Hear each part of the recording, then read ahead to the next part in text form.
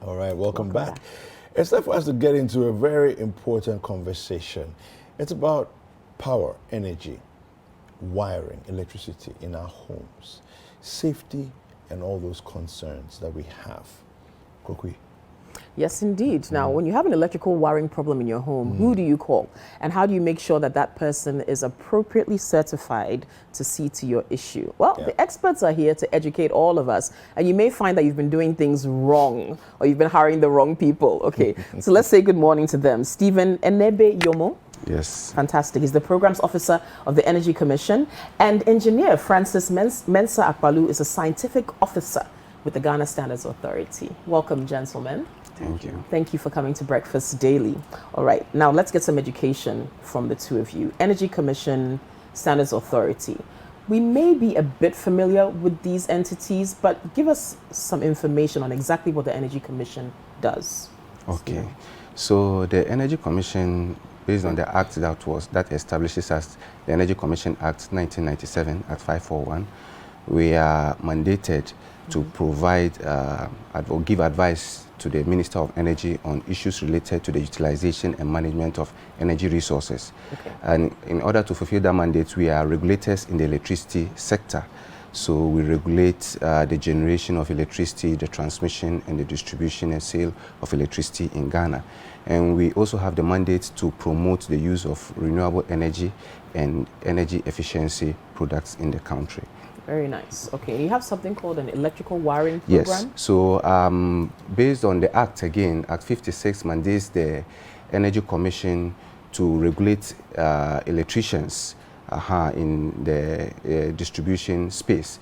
So in 2012, the electrical wiring regulation was passed by Parliament, and that regulation was passed to ensure the safety of life and property that are at risk due to the use of electricity by uncertified electricians and the use of substandard electrical materials. Interesting. Now, Ghana Standards Authority, I mean, somebody will ask the question, now wiring if I'm moving. Yeah, explain to us how you come into the mix. Ghana Standards Authority is the national statutory body responsible for the quality infrastructure of the nation. And we do this through development of standards for products and services, testing of products to verify whether the content of the standards we have developed are actually meeting the requirement. Good. We do conformity assessment of products, and this is to ensure that users of these products are safe. I see. Great. Okay, so then it begs the question, coming back to Energy Commission, there are sometimes you hire an electrician, not all electricians are certified. Yes. How do you know that the person that you're hiring is actually approved by Energy Commission and will not come and create a problem for you? Okay. So following the passage of the law in 2013, we have so far certified about 12,458 electricians nationwide. Okay. Now these electricians go through a certification process examination, written, oral, and practical examination. Now when they pass, we give them the certificates, we give them ID cards, and we give them stamps, and what is called installation completion certificates. Now these are the things they use to work. Now one way of telling if someone is certified is to ask for an ID card. And when that person finishes or completes the job, the person issues an installation completion certificate and stamps the certificates. Yes. Another way is also by visiting the website of the Energy Commission, where we have a register of all these 12,000 people there, and you can download the register. Another way is also download a mobile app we call the Certified Electrician mobile app. There you can have their pictures, their phone numbers, their locations, and you can actually rate them from between 1 star to 5 star. You can actually report them. And take pictures of shoddy jobs they have done. Yes, so that is, these are the ways you can, and most of the electrical shops are operated by these electricians. So when you go to an electrical shop, you can just ask, are you certified? Yes, then can I see maybe from a certificate or from the ID card? You can tell. So if there's an electrician who wants to get certified, how does he do that? Okay. Or she? Yes. So.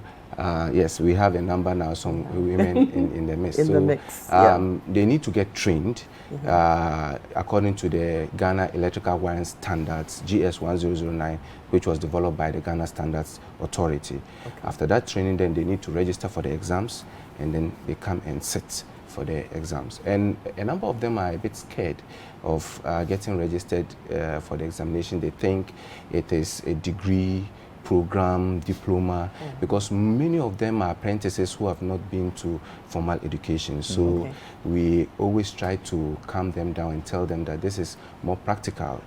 About 65% of the marks are in the practicals, so they get a little, and the written is even multiple choice questions. So they just take the oral interview. For even domestic category, we allow the use of the local language. So we have 3 categories: domestic, commercial, and industrial. For the domestic category, they are allowed to use the local language. So it's not difficult in getting certified. So, engineer, the question about quality of products, explain to us. I mean, we know that there are different gauges of wiring and all of that, but for a lay person at home, you know, you don't know if the person you've hired is using the correct gauge and all those things. What are the dangers of not using the correct wiring, and how can, you know, we ascertain? Okay, so we have several electrical accessories in the market, so I cannot talk about all of them. I will center on electrical cables. So when you take an electrical cable, it's basically something like this with a metal part and then an insulation part.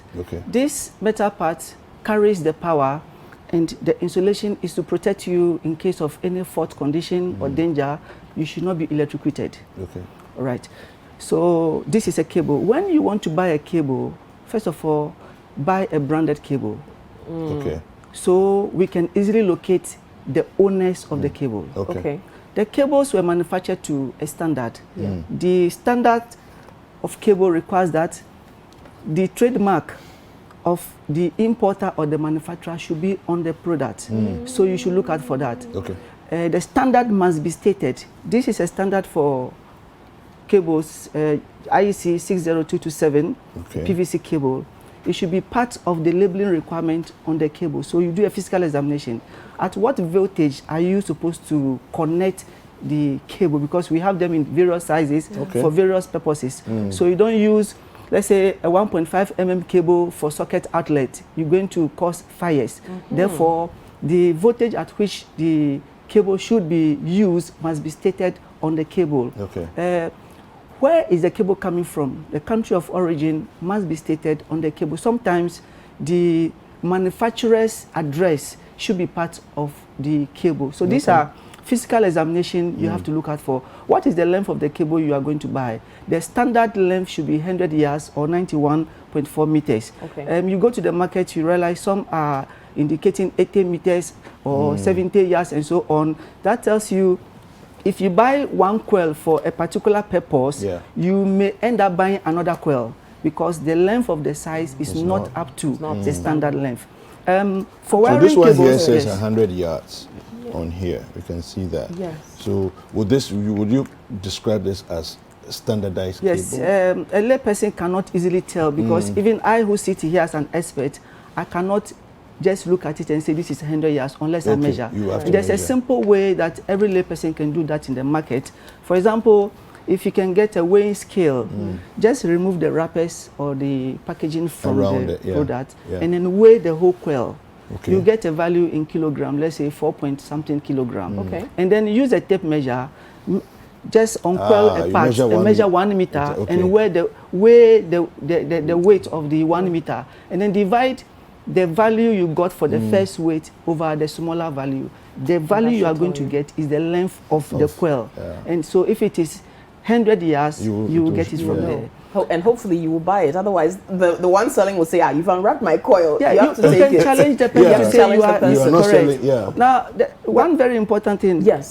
Copper conductors should not attract magnet or Magnets should not attract copper. Okay. So one simple way is to carry your magnet along, peel a part of the cable, and then introduce the magnet. Okay. As soon as there is an attraction, Okay. it means that this cable Something has isn't right. impurities, either iron or steel, which must not be part of the copper content. Now, Standards Authority, you're Interesting. obviously up and doing, you're trying to check all of these things, but they still make their way onto the markets. What can be done to curb that more? I think you saying they make their way out of the market suggests that you have an experience. So you can tell a quality product, you can tell a substandard product. Now, all over the world, we are fighting substandard or fake products. So what we want to tell the public today is that so far as you know this is a substandard, stop buying it.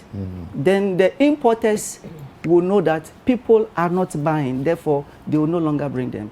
Because we are doing our bit to fight them, it is not 100%. Okay. You still find them in the market. So what should you and I do? We know them. With the procedures I have given, you can at least identify what a possible substandard product is. So do not purchase. Okay. If we all do not purchase, then the people who bring them will stop bringing them. Can you report? You can report to at the you? Ghana Standards Authority, and we will actually ask you to give us a location where you bought that particular cable. We will go and buy ourselves, do a verification test, and if the report shows that the product is not a good one, we're going to arrest the person. Okay, good. Right, now you've got some information for us as well. Okay, so we've gone past, yes, we've gone past all this. I was developing the point, including the statistics. So let's scroll scroll up the benefits of electricity. When you go to places where they don't have electricity and they are just connected to the grid, you find corn mills springing up, powered by electricity. You find welders coming up. So electricity is very important to us. Unfortunately, electricity has a problem, and that is electrocution. It can cause fire. It can even cost you pay unnecessary bills. Now, in order to increase electricity access in the country, the government put in some strategic programs like the self-help electricity program, the SHEP, the rural electrification program, and that is what has increased Ghana's access to about 85.17 as at 2021. Okay. Now we enjoy an enviable position of third on the African mainland, excluding the island countries. Some island countries have 100%. Wow. But Ghana at the moment has about 85%. Gabon is leading. You can scroll up. There's the Gabon is leading. South Africa is followed, and then you come to Ghana on the mainland. Scroll. You can scroll up. Scroll. So this is it. So this is Gabon 90.7, South Africa 85, and we are 83 on African mainland. The target is 100% by 2025. That is the target. And like scroll up and you see. Are we likely to meet the target? Yes, we can. If all of us put our heads together. If we keep paying our rural electrification levy, we will. could get there. So electricity common risk cause electric shock or electrocution, can cause fire, and electricity leakage from an earth conductor can also make you pay unnecessary bills which you shouldn't pay. Below are pictures of shoddy jobs that led to almost near fires. They are nasty. If you scroll, there are more pictures about bad wiring conductors we got from their site done by uncertified practitioners. You see, so you can see some parts getting bent there, and the one below they use nails to instead of a saddle. You see, so someone can touch the nail and then it get electrocuted. So these are some of the things which called for the. So this is an earth rod. And someone, because it's buried, just decided to tie them to some rusted nails. And probably collected the money and it's gone with it. All right. So if you're suspecting that there's some poor or shoddy work done at your house, who can come to inspect it for you or do like kind of an electricity audit in your house? So let me take you through the process. So when you have built a facility and it's reached the stage for electrical wiring, you are expected to invite a certified practitioner to come and do the wiring. He will do an estimate, prepare an estimate for you, and once you agree on the financials, then he begins the work. He has to make sure everything is okay. Then he invites an inspector, another group of practitioners we certify. They are called Certified Electrical Wiring Inspectors or Certified Electrical Wiring Professional Inspectors. They will come and inspect the job. And they actually issue this basic test sheet. So the electricians issue the Form A and Form B, or Form A and Form C, and the inspector issues the basic test sheet, which contains a table that contains a lot of technical details in there, and he can either pass or fail. There's a place he passes or fails the installation. So this is how it's supposed to be done. This is how it's supposed to be done. This is interesting. Yes. Yeah. I'm not sure many people know That's why we are honestly, here. that's why you're here. This is good. You see? So after that, the electrician is expected to pay the inspector. Initially, when we began the program, facility owners were paying the inspectors. Now that transition period is over. The electrician should pay. Yes, the electrician pays the inspector. Yeah. So after that, these forms are given to the facility owner, all stamped and signed. And this is what the facility owner takes to the distribution utility, ECG or NETCO, to begin electricity service connection processes, to begin the processes for getting a meter. Yes. Okay. So that is how it is. This is good education. If I can add something to Yes, this. please go ahead. He mentioned the installation. What are they installing? Electrical cables and accessories. Yes. So a collaboration between GSA and Energy Commission is that product that we have tested and certified that they are quality, we feed them with that information. And we also put this on our website. So only this product the certified electricians are supposed to use. That's good to So know. that can protect everybody. Yes. And one way for, of ensuring that these fake materials don't come, the Energy Commission also monitors the work of these electricians. And we use the list from Ghana Standards Authority to check whether indeed these are the right materials that have been used. Those who fail to use the right materials are sanctioned. Yes, the law allows the Energy Commission to sanction electricians. That's good. So now we want to do a demonstration of the wires that you have here. You brought a set for us. Let's go over there and go and take a look. All of Very us, quickly. we can go and go and take a look at what's happening I'll let there. you have this one. Okay. Let's go see what's happening. Okay, so we have several tests, but we want to do the most important one for you. Okay. We call this one the Please come this conductor resistance test. Okay. So Conductor this resistance yes, this test. Okay. copper is a conductor.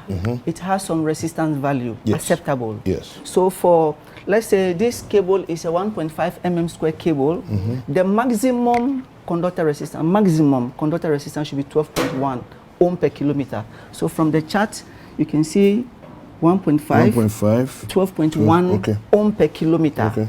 Anything beyond this value means that when power passes through the cable, it becomes very hot. And if supply continues, the insulation becomes softened. It begins to melt, and that can cause fire. So we are looking at 12.1 ohm maximum. Now with this sample we have displayed here, your cameras can capture the value we are getting. That is 143.5. It's over 100. This means that even before you do the testing, this cable is getting hot. Before you apply power to the system, this conductor is getting hot. So this is a failed product. Already? Correct. Because see, the value 140, reading 140.8. Our expectation is maximum 12.1. 12.1. Look at the difference. Over 100%. That's and this so is on the dangerous. market. So viewers, go through the procedures. If you have any doubt, please attend to Ghana Standards Authority or the Energy Commission. We are available to assist. No, this is good. Wow. Yes. That's, I mean, we hear of a lot of electrical fires and things of that nature, and it could be because of bad wiring, like this. And one problem is when electricians, certified electricians, make their or prepare their estimates, many people complain that they are expensive. This failed cable or bad cable can't go at the same price as a good one. So it will definitely be cheaper. Now the uncertified electricians, knowing very well that they are not regulated, their jobs will not be inspected, or are able to use these materials and get away with and it get away with it. Nobody is checking it. It's cheap. So yes, because it's cheap. So let's try as much as possible to consider the prices which these electricians give. Not that they should take advantage of the customer, but then don't say that it's too expensive. Okay. Yes. Got Oh, so we have a value here. It's 9 point. Okay, it's dropping. Yeah. It's It still has to dropping. stabilize. Yeah. It will stabilize. So it's going. Oh, that's much lower than the Yeah. previous one. Okay. So this good. is a nice cable. Okay. This is a proper quality cable. So you can we see have for it. yourselves. Yeah. Yes. So it's about 7. Okay. 7.6. 7.6. Stabilized. You don't buy cable from a tabletop Yeah. so that tomorrow you have a problem, you cannot Yeah. trace them. So Got you it. buy from a traceable source. This is great Recognized I like education. it. place, yes. I like Honestly. it. Yeah. All right. Now, if we talked earlier about people who are maybe in the process of building their homes. What if you're already in a house, been there for years? How do you check your wiring, all of that? Yes, so the regulations require that when you've wired your house for more than 10 years, then it should be re-inspected. Okay. Ah, Yes, so if this facility is more than 10 years, then you should invite an inspector to come and inspect. The inspector will come and look at it, identify the defects, and recommend remedial actions. In this case, who pays the inspector? This time around, the facility owner does. Yes. Got it. And whatever corrections the inspector recommends, you need to get a certified electrician to do the corrections, implement that. and then get the inspector to come and finally approve of it. Okay. Yes. Okay.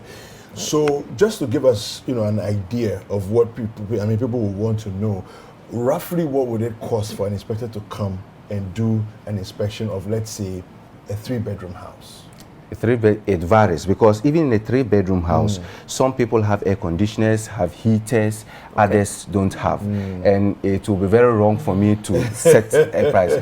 We actually leave that to market for Minimum. Prepare I wouldn't be able, honestly. Yes, I wouldn't be. It will be very wrong, because it varies. Okay. Some have about 30 socket outlets. Some will have 5. If I say, unless I have a lot of indicators, if you give me 10 sockets, 10 bulbs, the size of it, then I'll be able to give an estimate. But just a blanket, it will be difficult. It may affect the market. And as regulators, we are supposed to seek the prosperity of the industry. As well. Yes, as well. So But if a property owner feels that they're being overcharged, can they check with the commission? We leave that to market forces, because you can actually invite 4 inspectors over and ask them to give you estimates, and where you can now judge who you want to work with. Yes, they are all on the website of the Energy Commission. You call them, you can request for 5 of them. This is my facility, give me an estimate How much you will charge, for and doing then the after inspection. that you do that. So we have not set charges. What we have set charges for is the amount the electrician pays an inspector for a new facility. That we regulate. Yes. So that one, for instance, a single bedroom or a store or a kiosk, the inspection fee is maximum 50 cedis. I see. To do that. For a 2-bedroom self-contained, maximum is 100 cedis. And the electrician is to pay That the And the inspector. electrician pays that. And then he passes it on to the property But owner. it's good in for his the fee. facility owner to know how much he's paying, so that he Yes. doesn't overcharge No, but you. that's Right. good to know. That's At least true. it gives you an idea of what it is you're getting into. Yes. Yeah. Okay. This is Any great final information. comments, engineer? Yeah, so from the Ghana Standards Authority, we're saying that quality is the way. Let us not compromise on quality. Just buy the best and save your property, save your life, and save the people around you. Thank you. Save your Thank you property, very save your much. life, and save the people around you. Yes. I like that. We've opened applications for the May-June 2022 certification examination. So the deadline is 1st April. So all electricians who are not certified should please visit the website of the Energy Commission or ghanawiring.com and register and sit for the examination. Great stuff. Thank you right. so much for joining us today and for great education. Yeah, Now I think we're more enlightened. absolutely. 12 ohms per kilometer. Maximum. Maximum. Maximum. Breakfast Daily will continue. Don't go anywhere.